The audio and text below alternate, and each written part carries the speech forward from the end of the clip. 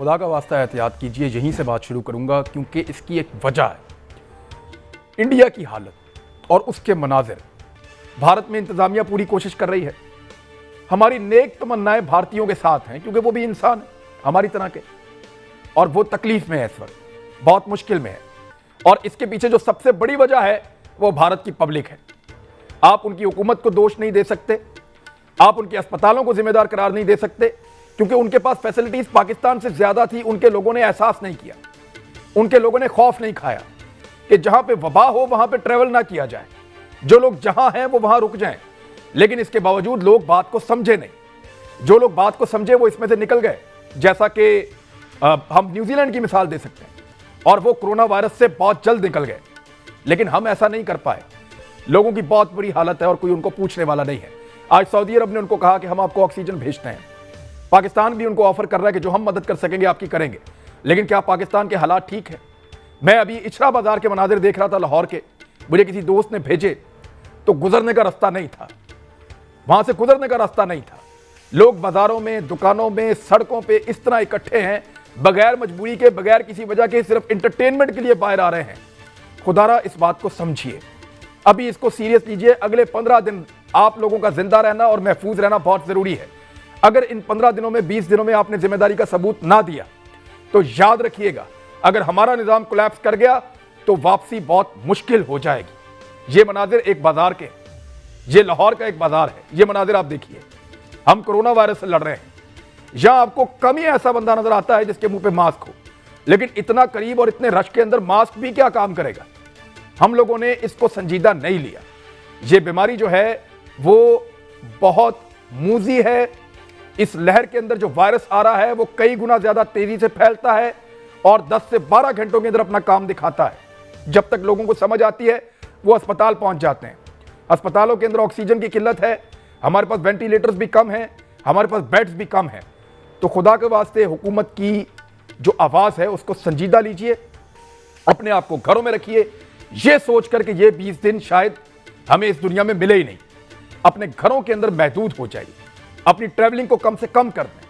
یہ سوچئے آپ اعتکاف میں بیٹھے ہیں, رمضان میں عبادت کیجئے, اپنے اپنے گھروں تک رہیے, قرآن پاک کے ساتھ وقت گزاریے, نماز کے ساتھ اور سجدوں کے ساتھ وقت گزاریے. لیکن بعد آ جائیے, ورنہ ایک اور مصیبت آپ کے سامنے آ کھڑی ہوگی, اور یہ اس آزمائش کو ہم خود دعوت دے رہے ہیں. اللہ رب العزت بہت غفور الرحیم ہے, لیکن اللہ ہماری آزمائش لے سکتا ہے. ہمیں کوئی حق نہیں پہنچتا کہ ہم اللہ کی آزمائش لیں. تو کیوں ہم اپنے آپ کو جان بوجھ کر ہلاکت میں ڈال رہے ہیں؟ میری پھر آپ سے اپیل ہے کہ اپنے آپ کو محدود کیجیے. کہ اگر ہم زندہ رہیں گے, ہماری اولادیں, ہمارے ماں باپ, ہمارے بہن بھائی اگر اس بیماری سے محفوظ رہیں گے تو ہر روز عید کا روز ہوگا. یہ عید ایک تہوار کا نام نہیں ہے. جب بھی مل بیٹھیں گے, خیریت میں رہیں گے, زندہ رہیں گے تو عید ہوگی.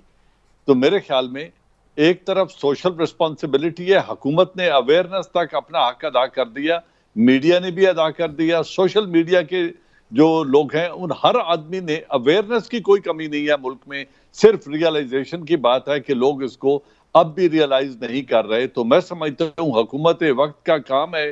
آج آرمی نے بھی اپنے آپ کو اویلیبل کر دیا ہے, تو اب پرائم منسٹر آف پاکستان اور چاروں چیف منسٹر کی یہ ذمہ داری بنتی ہے کہ جس طرح کسی نقصان سے روکنے کے لیے آپ اپنی اولاد پہ سختی کرتے ہیں, آج اپنی قوم پہ سختی کریں.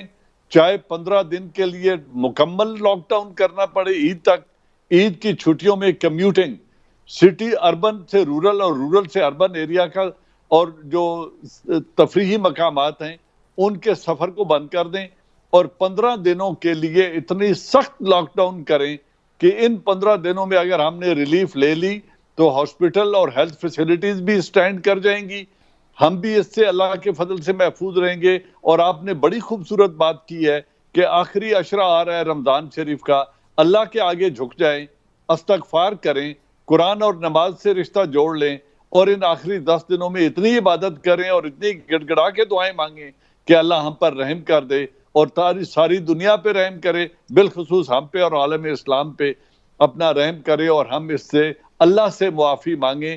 حکومت کو سختی کرنی چاہیے, کوئی دوسرا طریقہ نہیں ہے. لوگ نہیں مان رہے, نہیں ریئلائز کر رہے. تو جس طرح ہم اپنے بچے پہ, اولاد پہ سختی کرتے ہیں اس کی بہتری کے لیے حکومت وقت کو چاہیے, چاروں صوبوں کو, کہ سختی کریں اور اس کو ایس او پیز پر عمل درآمد کروائیں۔ جی اعجاز چودھری صاحب۔ جی بہت شکریہ عمران بھائی۔ پہلی بات تو یہ ہے کہ میں یعنی جو آپ کا انٹرو ہے 100% اتفاق کرتا ہوں، اور نہ صرف اتفاق کرتا ہوں، میں آپ کا شکریہ ادا کرتا ہوں کہ آپ نے پورے درد دل کے ساتھ ہر پہلو سے اس صورتحال کے اوپر تبصرہ کیا ہے۔ یعنی اس کے علاوہ اور کوئی بات نہیں کی جا سکتی کہ جس قدر ہم سیلف ڈسپلن ہوں گے، جس قدر ہم اپنی احتیاطی تدابیر کریں گے، جس قدر ہم اس کی سنگینی کو سمجھیں گے، اور اتنا ہی یہ ہمارے لیے بہتر ہوگا۔ ورنہ یعنی جس طرح بھارت، اس کے پاس کوئی وسائل کی کمی نہیں ہے، ویکسین کی کمی نہیں ہے، لیکن وہ اس کے اوپر قابو نہیں پا سکا، اسی طرح یعنی سارے یورپی ممالک بھی ہم نے دیکھ لیے ہیں، امریکہ بھی ہم نے دیکھ لیا کہ وہ بھی قابو نہیں پا سکے۔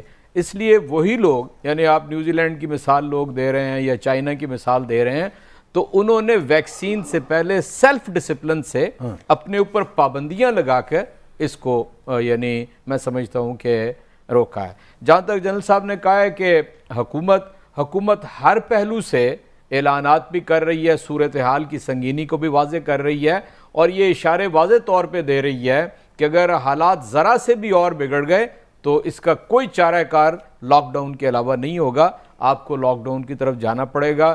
میں اس میں ایک تجویز دیتا ہوں حکومت کو، تو میرا خیال انشاءاللہ وہ اس کے اوپر عمل درآمد کریں گے، نجی اداروں کو، کہ وہ اپنے ملازمین کو تنخواہیں اس مہینے کے آخری دن کو دے دیں، تاکہ اگر کسی نے کوئی خرید و فروخت کرنی ہے تو وہ بلکہ 5 دن پہلے بھی دے دیں، وہ پہلے بھی دے سکتے ہیں، پہلے دیں تاکہ وہ ابھی کریں جو کرنا۔ یہ انہی دنوں کے اندر جو آپ نے ایک بازار کی یہاں پر صورتحال بتائی ہے، اسی طرح اس سارے بازاروں کا حال ہے، کوئی کسی درجے میں بھی احتیاط نہیں کر رہا۔ آپ اسے گرفتار کرنا شروع کر دیں گے تو ہمارے ہاں ہمیں حوالاتوں کا اندازہ کس طرح کی ہوتی ہیں، وہاں پر بھی کوئی احتیاط نہیں ہو سکے گی۔ اس لیے میں علماء سے، ائمہ مساجد سے، خطیب حضرات سے بھی اپیل کرتا ہوں کہ وہ مساجد کے ذریعے، اعلانات کے ذریعے، میڈیا کے ذریعے قوم کو احتیاطی تدابیر کے لیے تیار کر لیں، اور پھر جب ناگزیر ہو جائے گا تو لاک ڈاؤن ہوگا۔ یہ تو کوئی ایسی دو آراء اس کے اوپر نہیں ہے۔ اور پاک فوج کو اس معاملے کے اندر لانا یہ ایک ایسی نشاندہی کر رہا ہے کہ حالات کنٹرول، نیشنل لیول کا کرائسس ہے۔ آپ نے دیکھا کہ جب فرسٹ ویو آئی تھی تو ایک میٹنگ ہوئی تھی جس میں پرائم منسٹر بھی تھے، اور اپوزیشن لیڈر کو شہباز شریف صاحب کو اور بلاول صاحب کو بھی مدعو کیا گیا تھا۔ تو عمران خان صاحب اپنی بات سن کے اٹھ کے چلے گئے، اور باقی انہوں نے تجاویز لینا بھی اور سننا بھی گوارا نہ کی۔ تو اس طرح کا بیہیویئر ہمیں وقتی طور پر اپوزیشن اور حکومت دونوں پر فرض بنتا ہے کہ وہ اگر اس معاملے میں سنجیدہ ہیں تو فراغ دلی کا مظاہرہ کر کے ایک دوسرے سے مشاورت لیں، اور مشاورت کرنے کے بعد اس پر عمل کریں۔ کوئی ایسی بات نہیں، یہ پاکستان تمام شخصیات نے مل کر بنایا تھا، اس کو ہم نے لے کے چلنا ہے۔ ہمارے اختلافات ہیں، ہمارے تحفظات ہیں، لیکن کچھ ایشوز ایسے ہیں کہ وہ جو قومی ایشوز ہیں ان کے اوپر ہمیں اکٹھے ہو کے چلنا چاہیے۔ حکومت کا دیکھتے ہیں کہ وہ اس میں کیا انیشیٹو لیتی ہے۔ میرا خیال ہے اپوزیشن کا رویہ انشاءاللہ سنجیدہ ہی رہے گا۔